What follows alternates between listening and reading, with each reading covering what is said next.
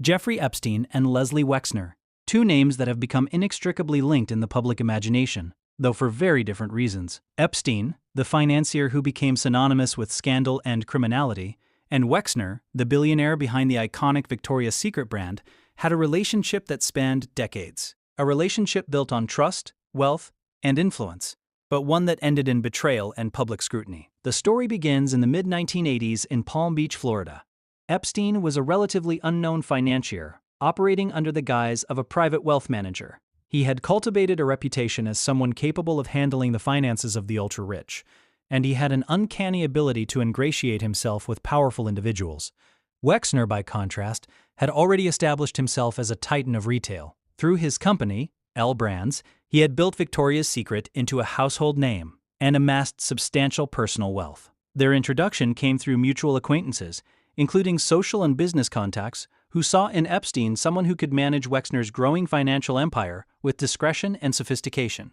By 1987, Epstein was formally acting as Wexner's financial advisor. This was no ordinary role. Epstein was entrusted with a level of power and control over Wexner's wealth that few advisors ever attain. He managed not only investments but also properties, trusts, and the complex financial arrangements that come with a multi-billion-dollar empire. In the early 1990s, Wexner granted Epstein power of attorney, giving him the legal authority to act on Wexner's behalf. This included signing checks, making investments, and even acquiring and selling real estate. A degree of trust that placed Epstein at the center of Wexner's financial world. Epstein also became trustee of the Wexner Foundation, solidifying his influence over both Wexner's personal and philanthropic assets. During the 90s, Epstein's access expanded beyond finances. He lived in Wexner's Manhattan mansion, a property that would later become central to allegations of misconduct. Epstein was often seen at Victoria's Secret events, and his connections provided him entry into elite social circles, including access to young models associated with the company. At the same time, Epstein used Wexner's name and prestige to further cement his own credibility as a financier and socialite, leveraging the trust placed in him to attract additional clients and build his personal empire.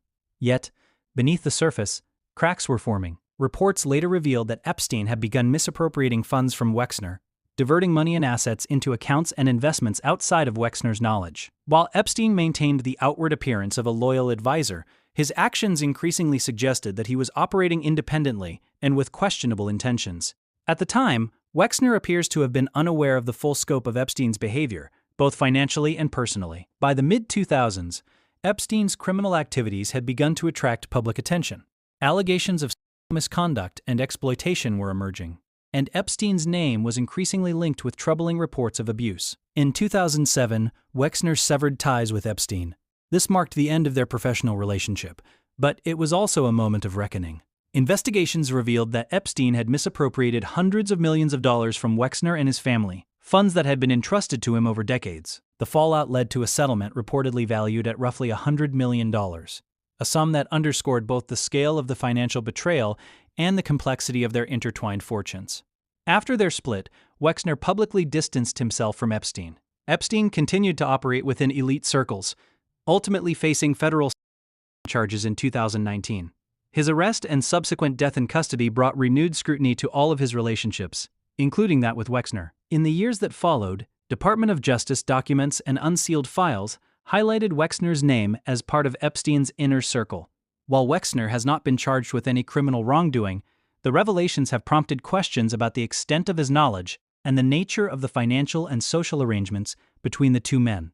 The Epstein-Wexner relationship is a cautionary tale on many levels. It illustrates how wealth and power can create complex networks of trust that are difficult to monitor even for the most sophisticated individuals.